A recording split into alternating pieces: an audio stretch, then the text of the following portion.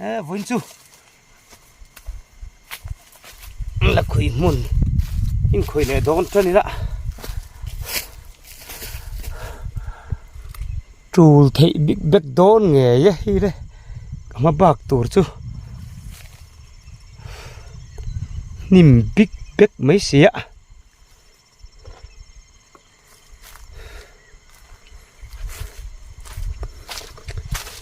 rồi ra tất cả này mau nụ lor su mấy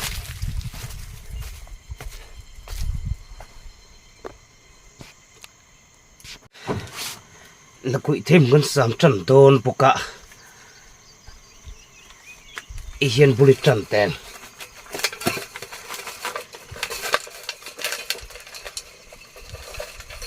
số video này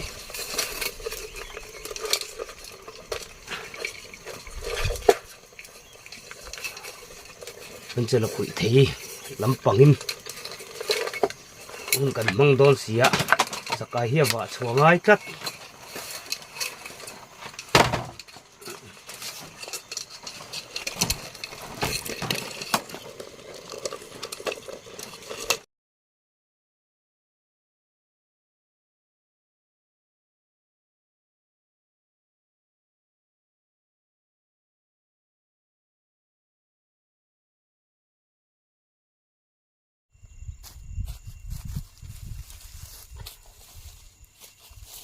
tham bùn về hiện thực phải như cái phút đi lá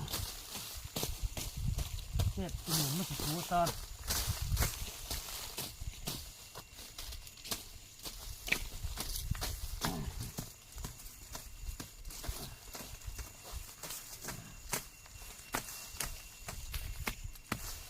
kalau chung ray buka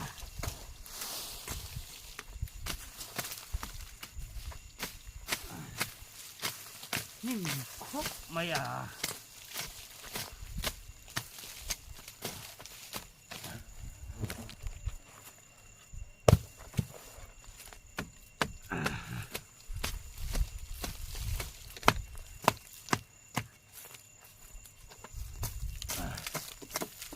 thủ phân hút cái xiêm phốt tiếng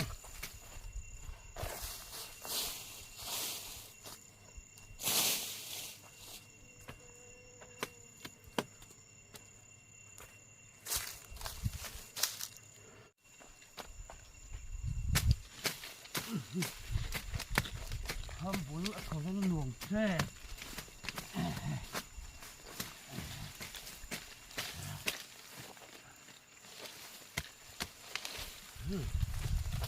chuồn lôm buồn này nữa diệt chân về đậu xuống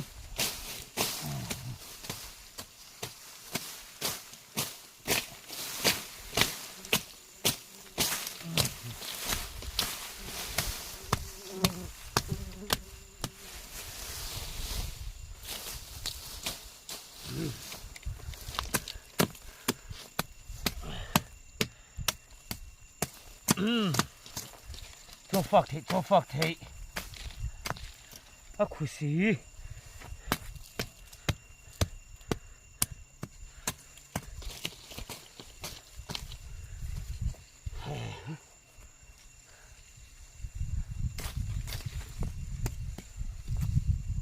giảm dâu chứ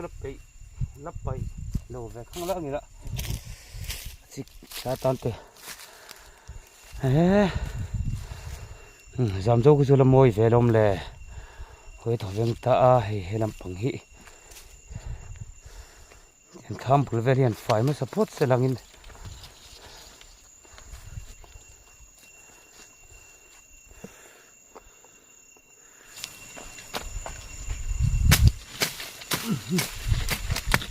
tham bùi ở thổi vang luồng tre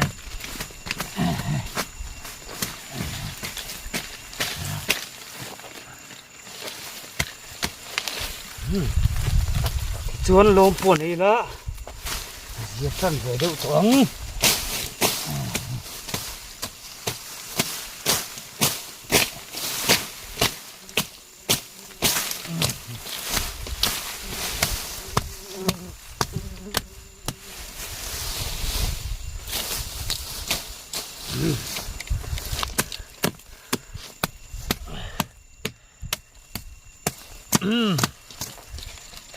cho phạc thế à khu xí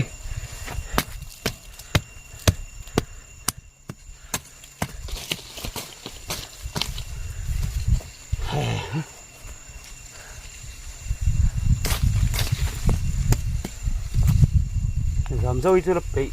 lấp bậy lầu về không lỡ gì đó chỉ ta tan tuyệt giảm dâu cái chỗ là môi về lom lè hồi thọ viên ta hay làm bằng hị anh khám bùi về liền phải mới support sẽ làm in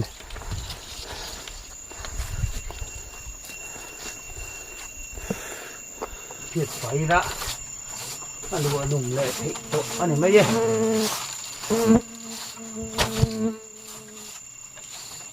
với chỗ khu đó có mùi tôm lâu thế lâu anh này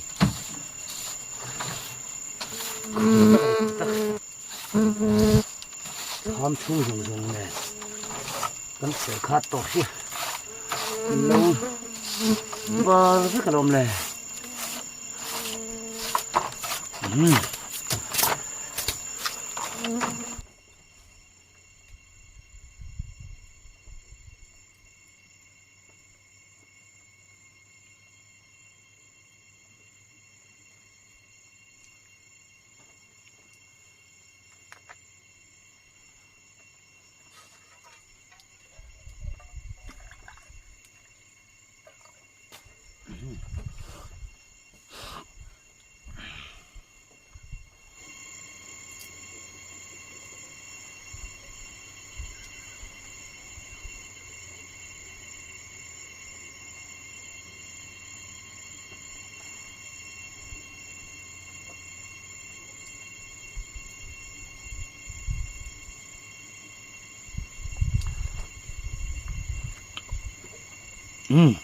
chắc ai thùng chú ấy đồ đó xuống thế hi ở bên sinh thủy na amar chú vốn hi cả na khe mình phải đi qua gì đều cần đấy sẽ à chú ăn xoay masa rồi nè ấy à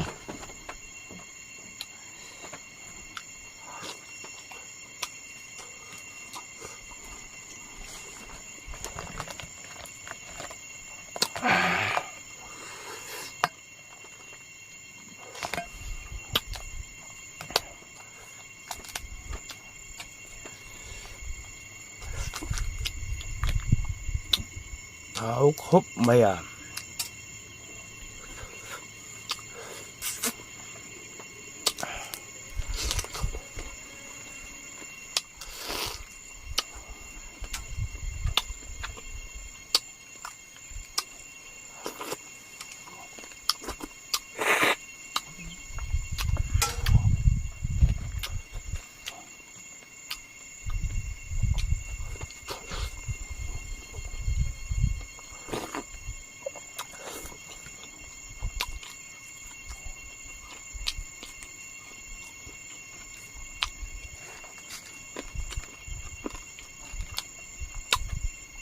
bột bò sôi thật khúc mày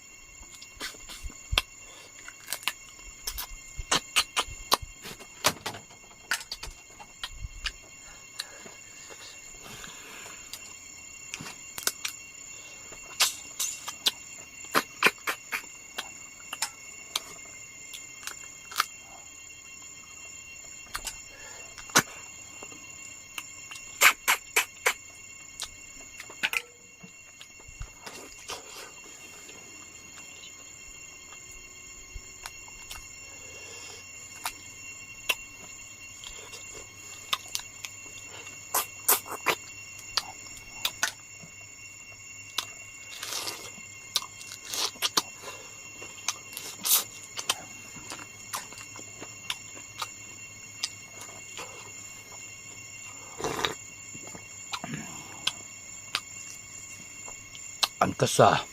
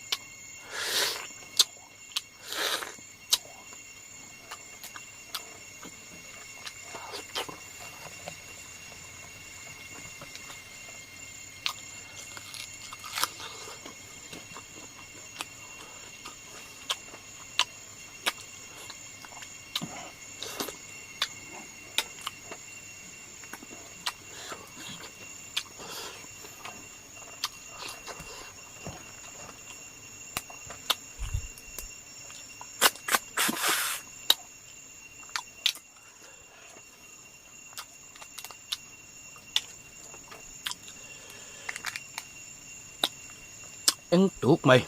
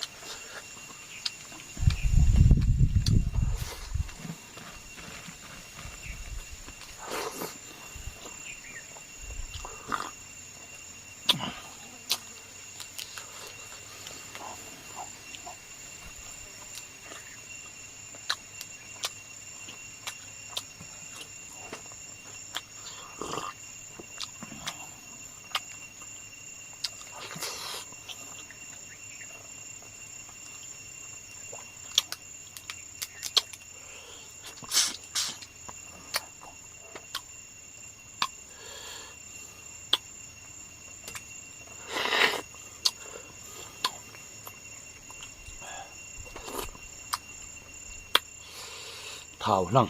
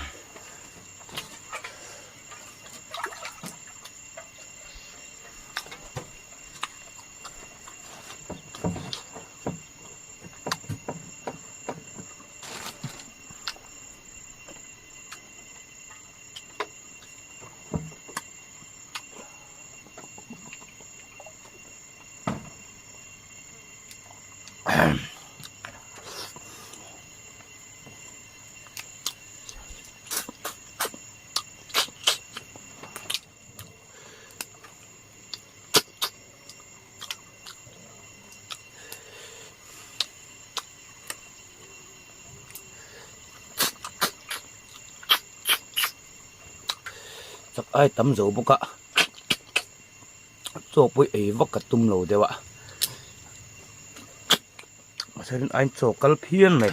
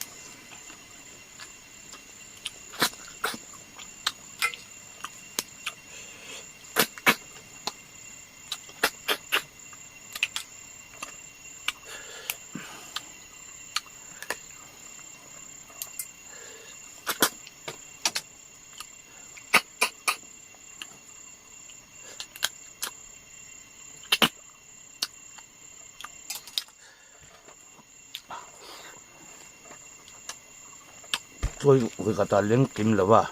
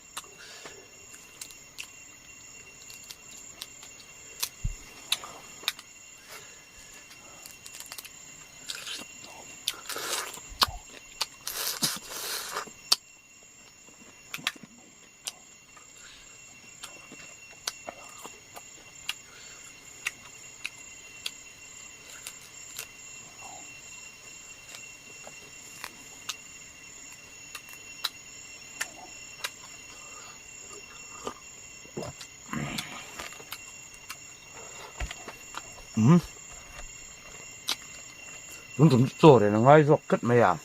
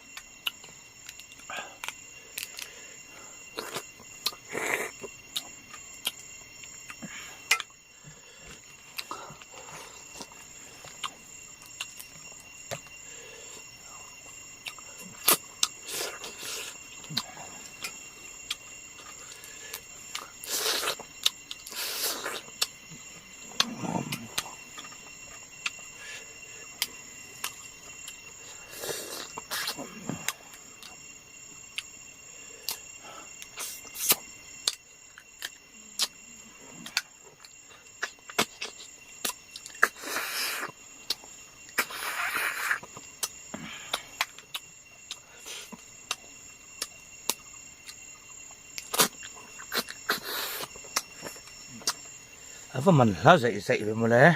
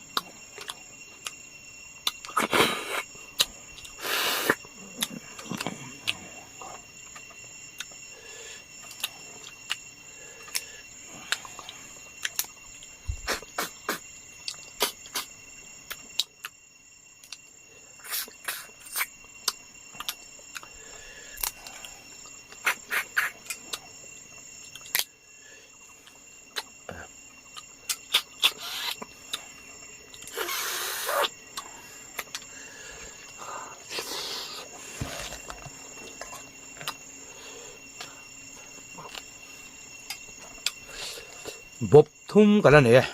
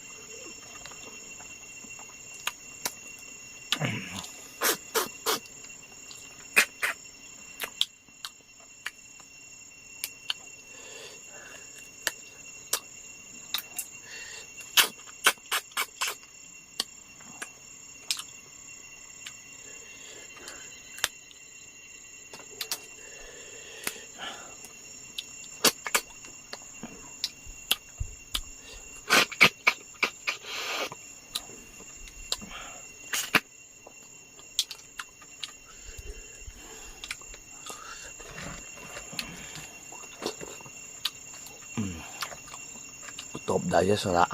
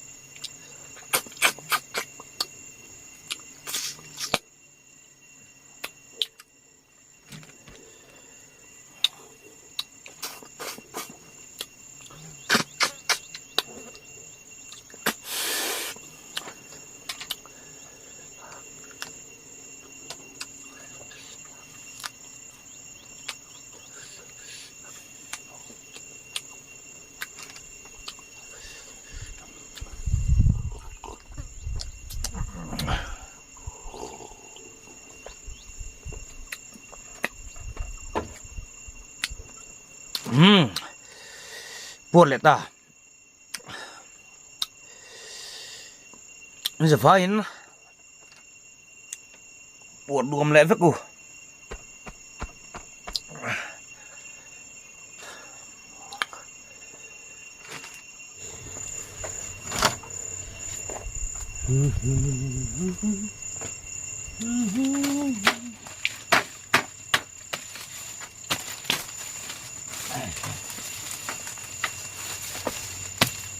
ไฟกินแซ่ไปมันจะข้ามพื้นที่ไฟนั่นนู่นกับฟังอันนี้เดี๋ยวเบรพุทธนะน่าเท่าที่ดินวมไปเดี๋ยวว่า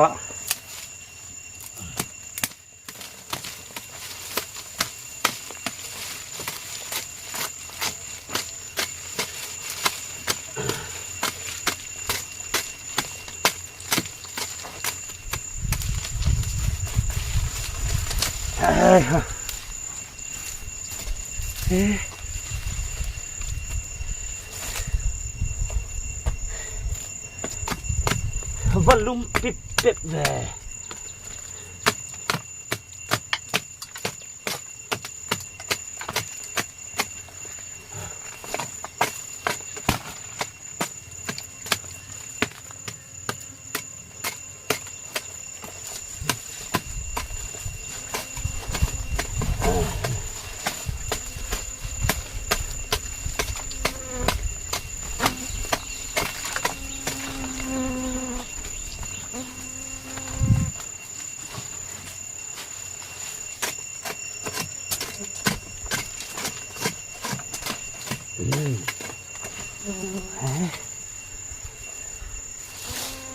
ที่บ้าน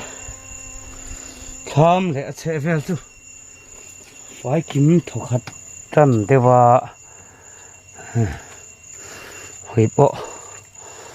มันรวมไปเลยโดน